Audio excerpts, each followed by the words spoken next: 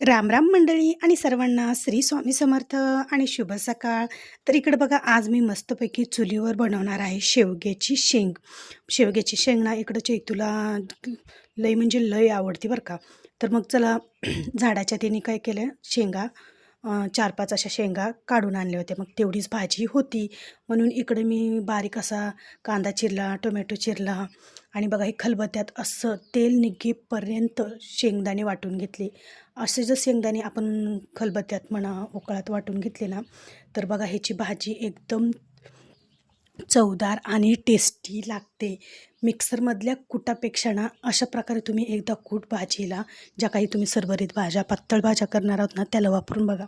नक्कीच भाजी ती खूप चविष्ट, चवदार आणि भारी लागते. आणि लसूण पण थोडासा ठेचून घेतला आणि मग एकदम साध्या आणि सिंपल पद्धतीने इकडं शेंगाची भाजी मी इकडं बनवलेली आहे. तर बघा, ज्यावेळेस बरेच जण काय करतात की शेवग्याची शेंग बनवण्याच्या आधी काय करतात, शेवग्याच्या शेंगा कट करतात आणि त्या उकडून घेतात. तर बघा, ज्यावेळेस का नाही उकडून उकडून पण घेऊन बरेच जण भाजी करतात. पण आपण शेवग्याची शेंग ज्यावेळेस उकडून घेतो, ते उकडलेलं पाणी नंतर आपण बाजूला टाकून देतो. मग ते सगळं काही जे त्याच्यात सत्व आहे, जे काय प्रोटीन आहे, सगळं काही निघून जातं आणि त्या शेंगा इतक्या काही चवदार राहत नाहीत. पण ज्यावेळेस डायरेक्ट न शिजवता आपण डायरेक्ट या मसाल्यामध्ये शेंगा टाकून जर भाजी केली ना, बघा किती इतकी भारी लागते का नाही. तुम्ही बोटं चाटू चाटू ही भाजी खाचाल. भाकरीसोबत भाकर चुरून तर एक नंबर ही भाजी अशी लागते. आता मी काही इकडे शेंगा फिंगा शिजवून घेतल्या नाहीत, डायरेक्ट कट केल्या आणि या कांदा, काळं तिखट, हळद, मीठ, मसाला हे टाकलेलं आहे ना, तर ह्याच्यातच मी ह्या शेंगा टाकून घेतल्या. थोड्या वेळ का नाही 1-2 मिनिट आपल्याला याच्यावर ताट झाकून ठेवायचं आहे आणि त्याच्यावरच भाजी टाकण्यासाठी गरम पाणी पण करून घ्यायचं आहे.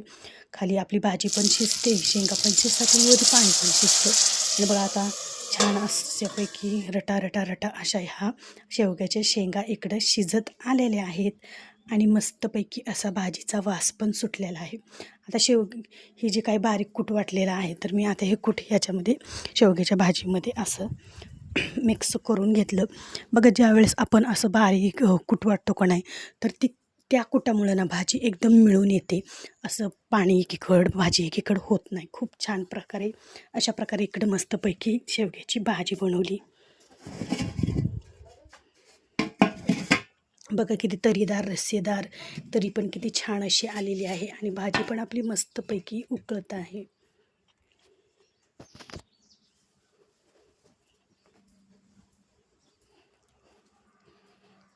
आता तुम्ही बघत असाल एकदम तरी पण मस्त आलेली आहे. भाजी पण एकदम छान अशी झालेली आहे.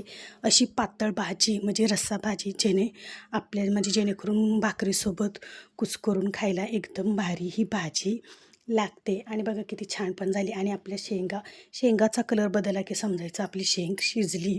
तर आता थोडीशी मी काय केलं, पळीमध्ये शेंग काढून घेतली आणि चला म्हणलं शिजली का नाही आधी बघावं.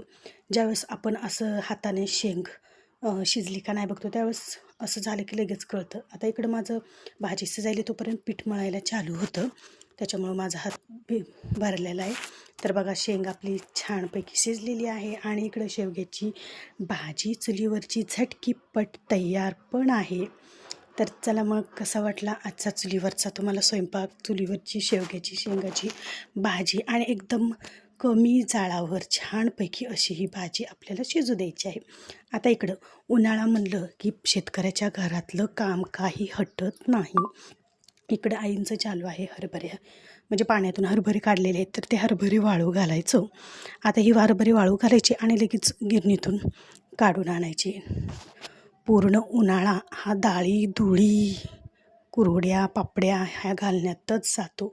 आणि आता खूप कडाक्याचं ऊन आहे, तर मस्तपैकी फ्रीजमधलं थंडगार असं ताक, सकाळीच ताक बनवलं होतं आणि फ्रीजमध्ये ठेवलं होतं. तर दुपारच्या वेळेस काम चालू असताना इकडं माझ्या शेंगा फोडायला चालू होत्या, कारण शेंगदाणे संपले होते, कूट संपलं होतं.